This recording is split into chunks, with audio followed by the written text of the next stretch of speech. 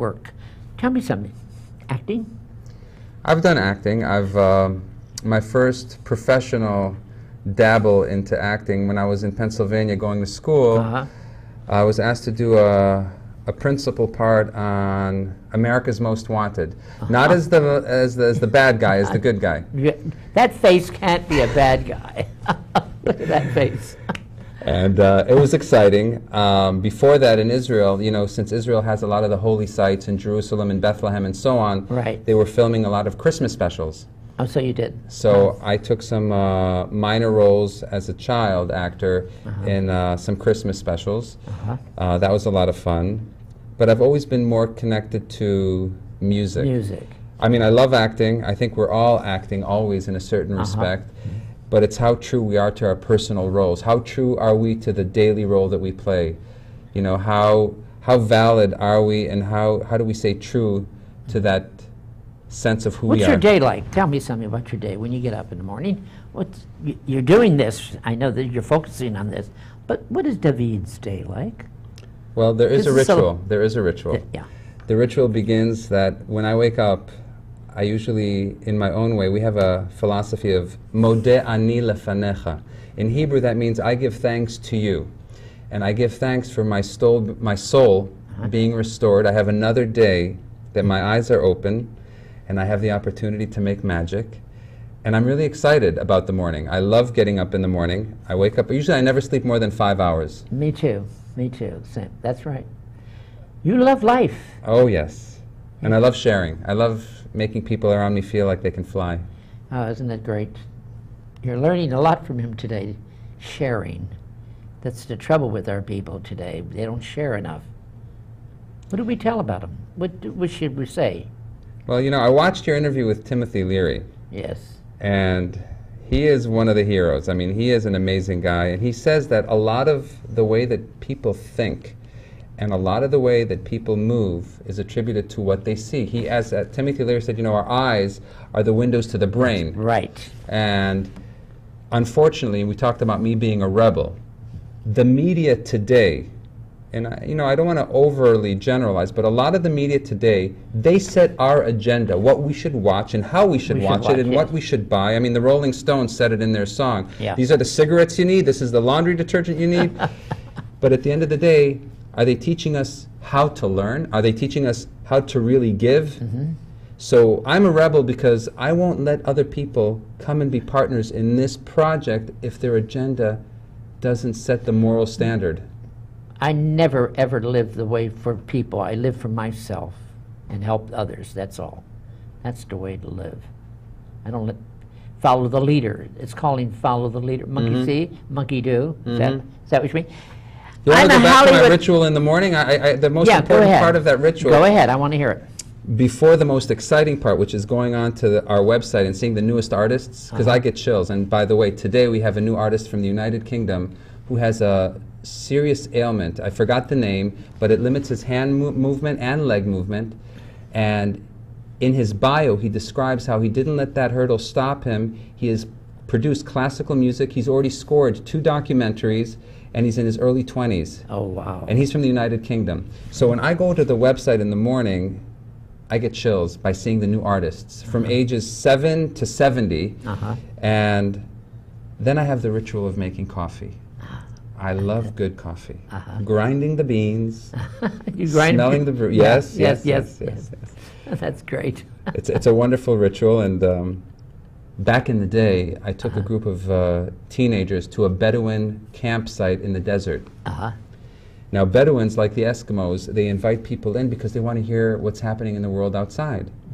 So they have a ritual of making coffee where you actually grind the beans in a special bowl. Right. And while you're grinding, and they invite you, they want to hear about your story. Stories, yes. Entertain us. Tell us what's happening outside. Isn't that great? Tell me about this guitar. Would you play a song for me again? I think it's great. Okay. When did you learn playing this guitar? I learned how to play guitar.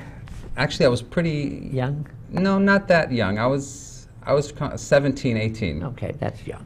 Okay, that's young. I was a counselor in camp. I always wanted to learn piano, but I never had a piano.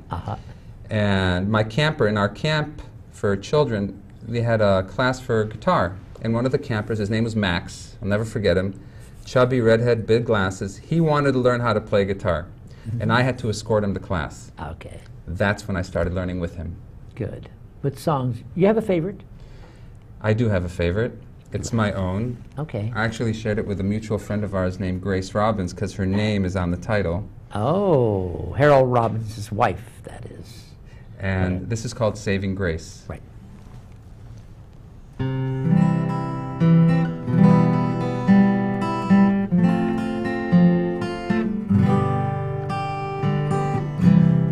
Living a lie when you know better, holding your head up high in stormy weather, knowing what you need to do to save face at the end of the day. It'll be your saving grace. Give me your hand. Let me have this dance with you. Give me your eyes. See the world from me to you. Give me your lips. Let me fill your heart anew. Can you really afford to walk away when you know that time is fleeting? Get off your knees. It's not the time to pray. Time for you to change your ways. I like that. She heard it. Did you play for her the other night, Chris? No? Well, I sang a cappella for her. I've accompanied Grace many times at occasions together. I love singing with her, and she's especially good. her Yeah. Edith Piaf. She does Edith Piaf so well. She does great. She's wonderful. So tell me, Debbie, where would you like to see this competition go to? Well, ultimately, I look at this as the Olympics of original songs. The Olympics. The That's Olympics. That's very good. And we can set up these franchises to happen all over the world in different countries. They can have their I'm a Hollywood Star international showcase. The top singers from those countries will then come to Hollywood. The competition. Exactly. Yes. And we will hold our Olympics here with the national representation of all these countries. Uh-huh. Where would you have it? Well, there's a lot of venues that would probably like to host this. I mean, we are in touch with many venues here. One of the people that actually contacted me back in the beginning of this project was the $1 Million Theater downtown, which gives it like the feel of the night at the Apollo. Great theater. People don't use that much, but they No. Oh, But then we have the big places like the Kodak Theater and the Ford Theater. There's a lot of places that can host it. It depends on having a good controlled environment to do exactly what we want to do and accomplish. Right. I do like the theater in Hollywood, though, the big one. That would be good. I think your ideas are great. So I'm going to talk to people. Come in Monday. If you want to talk to him.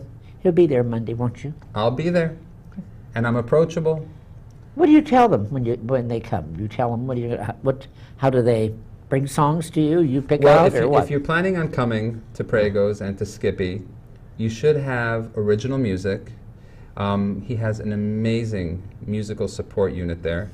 And if you have your music for them, they can accompany you. If you have it on a CD, the background music, he has that availability as well. Right. Make sure that you have your lyrics, they're original, that your music is original, that it's copywritten, and you're not signed to a major label, and then That's it. that's it.